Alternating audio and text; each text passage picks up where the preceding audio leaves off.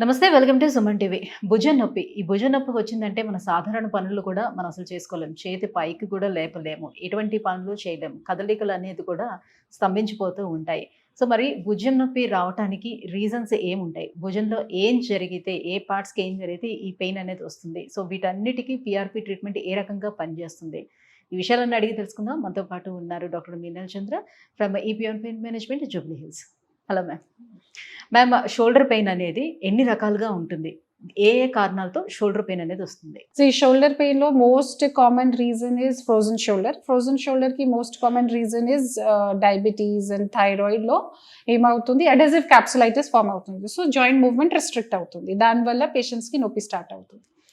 దాంతో పాటు rotator cuff joint కి, ఈ భుజంకి సపోర్ట్ కోసం ఒక 4 మసిల్స్ రొటేటర్ కఫ్ లాగే జాయింట్ కి ప్రొటెక్ట్ చేస్తారు. సో దాంట్లో ప్రాబ్లం ఉంటే, స్పెషల్ గా సూప్రాస్పైనటస్ ఒక కండరాలు ఉంది, ఈ సూప్రాస్పైనటస్ లో ప్రాబ్లం ఉంటే విపరీతం నొప్పి స్టార్ట్ అవుతుంది. అంటే అదేనా? ఆ స్లాప్ టైర్ వేరే, సో టైర్ లో వస్తున్నాయి. సో ఇది రొటేటర్ కఫ్ ఇంజరీ, ఇది second point. Then again labral tear చెప్పారు కదా, లేబ్రమ్ ఒక గుజ్జు ఉంది, మోకాళ్ళు గుజ్జు ఉంది కదా, అలాగే ఒక లేబ్రమ్ గుజ్జు ఇది భుజం దగ్గర ఉంది. సో కొన్నిసార్లు ఇంజరీ తర్వాత ఆర్ వెయిట్ లిఫ్టింగ్ చేసిన తర్వాత టైర్ అవుతుంది, లేబ్రమ్ టైర్ అవుతుంది. సో దానివల్ల కూడా నొప్పి ఎక్కువ స్టార్ట్ అవుతుంది. ఇంకా చాలా చాలా పెద్ద పెద్ద మసిల్స్ ఉంది, మసిల్స్ లో కూడా ప్రాబ్లమ్ ఉంటే భుజం నొప్పి స్టార్ట్ అవుతుంది. ఇంకా మీకు డిస్క్ ఉంది కదా, ఈ డిస్క్ లో ప్రాబ్లం ఉంటే కూడా పేషెంట్స్ కి భుజంలోనే నొప్పి తెలుస్తుంది.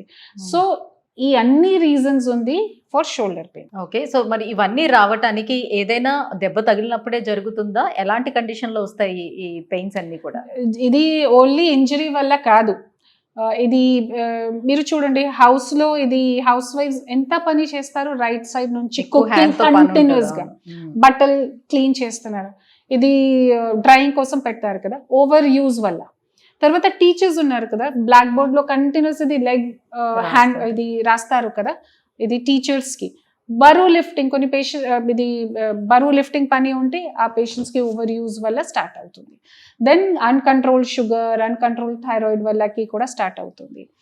తర్వాత ఇంజరీ, అగైన్స్ ఇంజరీ వల్ల. ఇంకా జిమ్ లో మీరు వెయిట్ లిఫ్టింగ్ చేస్తున్నారు కదా, ఆ టైంలో కూడా ఇది రొటేటర్ కఫ్, లేబ్రల్ టైర్ అన్ని స్టార్ట్ అవుతుంది. అంటే ఈ మజిల్ స్ట్రెంథనింగ్ పెంచుకోవడం కోసం ఎక్సర్సైజ్లు ఇవి జిమ్కి వెళ్ళి చేస్తారు కదా, అప్పుడు కూడా ఎందుకు ఎక్సర్సైజెస్ చేయాలి, ఎక్సర్సైజ్ ఇంపార్టెంట్ ఉంది, కానీ మీరు ఎక్సర్సైజెస్ ట్రైనర్ లో ఇది దాంట్లో చేయాలి.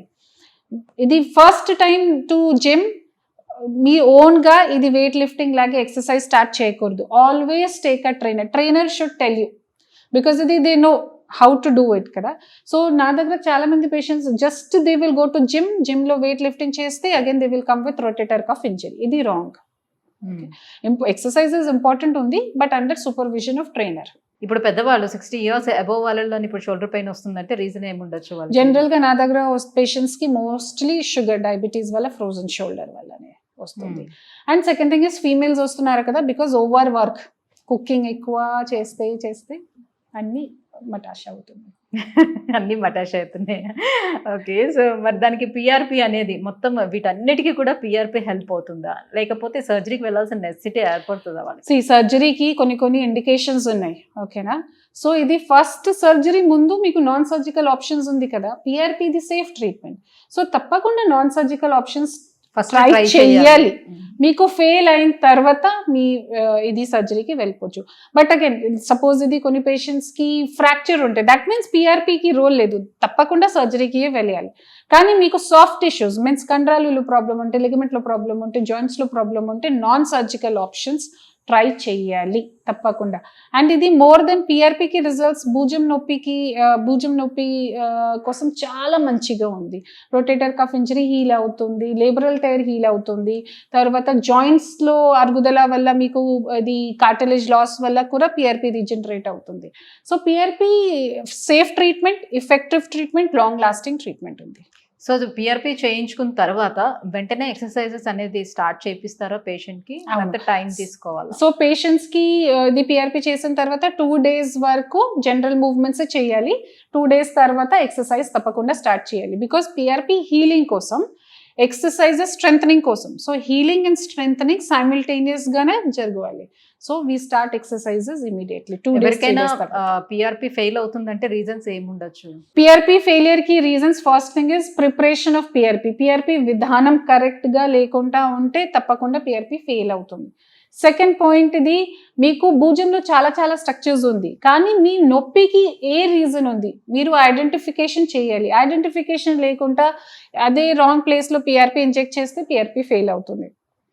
థర్డ్ థింగ్ ఇస్ పిఆర్పి తర్వాత కొన్ని ప్రికాషన్స్ ఉన్నాయి మీరు ఫాలో చేయాలి.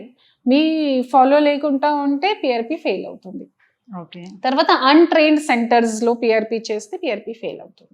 ట్రీట్మెంట్ అయిపోయిన తర్వాత మీరు ఎటువంటి ప్రికాషన్స్ వాళ్ళకి చెప్తారు? మాక్సిమం ఎలాంటిదైనా సరే ఎన్ని సిట్టింగ్స్ పడే అవకాశం ఉంటుంది? జనరల్ గా భుజంలో 2 to 3 సిట్టింగ్స్ కి అవసరం ఉంది. కొన్నిసార్లు జస్ట్ కొంచెం టెండినోసిస్ ఉంటే 1 సిట్టింగ్ ఆఫ్ పిఆర్పి కూడా సరిపోదు ఉంది. బట్ బెడ్ రెస్ట్ ఏమీ లేదు, పెద్ద పెద్ద రెస్ట్రిక్షన్స్ ఏమీ లేదు. But general life style modifications ఉన్నాయి. ఫర్ ఎగ్జాంపుల్ కంటిన్యూస్ గా ఈ చేత్లో యూస్ చేస్తే we will give you certain precautions how to do it. తర్వాత కంటిన్యూస్ కుకింగ్ చేస్తే అగైన్ ఇది నా టీం చెప్తారు how to not do it like that. కొంతమందికి అదే వర్క్ ఉండొచ్చు మేబీ. సో అలాంటి వాళ్ళు ట్రీట్మెంట్ తీసుకున్న తర్వాత యాజ్ యూజువల్ మరి ఆ వర్క్ చెయ్యొచ్చా లేకపోతే దాన్ని ఆపమని చెప్తారా? ఇది పేషెంట్ కి కండిషన్ ప్రకారం చెప్తాను. ఈ ట్రీట్మెంట్ ఎందుకు చేస్తున్నాను బికాస్ పేషెంట్ కి కంఫర్ట్ కోసం కదా, so that patient can do their work. So అన్ని పని స్టాప్ చేస్తే ట్రీట్మెంట్ కి అవసరం లేదు కదా. సో ఆ టైం వరకు ఏ టైం వరకు ట్రీట్మెంట్ జరుగుతుంది ఆ టైం వరకు నేను చెప్తాను ఏమేమి ప్రికాషన్స్ ఫాలో చేయాలి. తర్వాత patients can immediately start their work. దాంట్లో రిస్ట్రిక్షన్స్ ఏమీ లేదు. పేషెంట్స్ కి ఇది ట్రీట్మెంట్ చేసిన తర్వాత they go back to office and పని చేస్తున్నారు కదా, అంతా ఫ్రీ అయిపోతుంది. 2-3 అయితే భుజానికి అయితే 2-3 సరిపోతాయి సిట్టింగ్స్ మాక్సిమం.